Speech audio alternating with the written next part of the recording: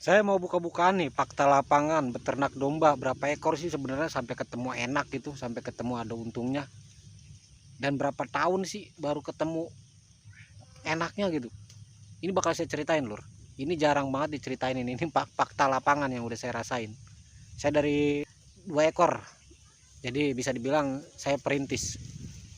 Dan beternak domba saya bukan baru kali ini, dari masih kecil. Insya Allah semua ini berdasarkan pengalaman ya, bukan sekedar teori.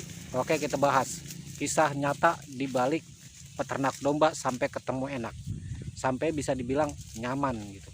Nah begini Lur ya, menurut saya itu biar kita ketemu enaknya itu di 30 ekor induk Lur. 30 ekor induk ya, 30 ekor induk anggap dalam 1 tahun dia beranak 1 kali. Nah terus di dalam 1 tahun dia beranak 1 kali, anggap 1 berarti kita udah punya minimal 60 ekor domba. Nah buat kita sebagai perintis 60 ekor domba ya, 60 ekor domba kita harus siapin pakannya, terus kesehatannya, tenaga, pemikiran dan lain-lain. Nah kebanyakan di saat kita merintis ini menyerah di saat itu. Karena apa? Udah lelah pikiran. Masalah bukan berarti nggak ada, itu masalah banyak Lur ya.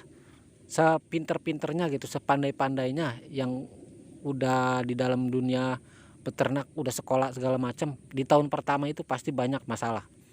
Dan nggak sedikit orang yang menyerah di tahun pertama, mentok-mentok tahun kedua. Kalau kita bisa bertahan di tahun itu dan mempertahankan dan sampai ada penjualan, insya Allah di tahun kedua kita udah ngerasain yang namanya hasilnya gitu.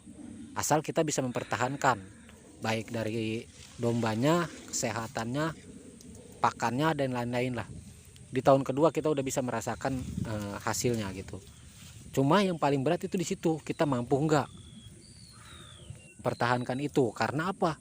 Karena di situ dari mulai pakan, tenaga, pemikiran, kandang, modal dan lain-lain, di situ berat Lur ya.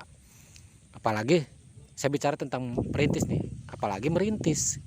Beda lagi dengan orang yang sudah, menurut saya, yang sudah punya modal besar, memiliki modal besar untuk di awal. Semuanya nggak perlu ribet lah, karena ada duit, beli ini beli itu, butuh ini butuh itu, udah tinggal ya mainkan duitnya. Tapi buat kayak kita lah, orang-orang kampung gitu ya, orang-orang yang keterbatasan modal lah, kita harus berpikir panjang. Karena ya saya tahu lah, orang kayak saya gitu, saya tahu, saya sadar diri dompet saya apa sih isinya gitu. Jadi kita takut, khawatir dengan resiko yang begitu besar. Makanya di sini saya bilang banyak peternak yang tumbang di tahun pertama dan tahun kedua. Karena apa? Itu berat di tahun pertama dan kedua. Tapi kalau kita udah bisa melewati itu semua, meskipun kita tertatih lemah, itu tuh kesananya udah enak Lur. Udah banyak kemudahan karena kita udah tahu polanya. Dan yang tidak bisa kita beli itu yaitu pengalaman daripada sebuah perjalanan yang memang banyak liku-likunya.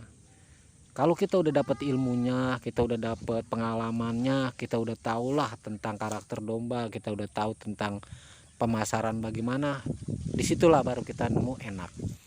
Namun di situ butuh perjalanan ya, minimal 3-4 tahun lah. Itu juga tergantung rezekinya ya. Ada yang 1 tahun pertama langsung gul, namun tetap segul-gulnya masalah pasti ada. Itu aja yang harus kita pahami ya. Karena di dalam dunia beternak itu kita bergelut dengan makhluk hidup. Tentunya makhluk hidup itu butuh makan, ada sakitnya, ada matinya. Nah itu karena usaha di makhluk hidup itu, di barang-barang yang hidup itu sangat berisiko Lur.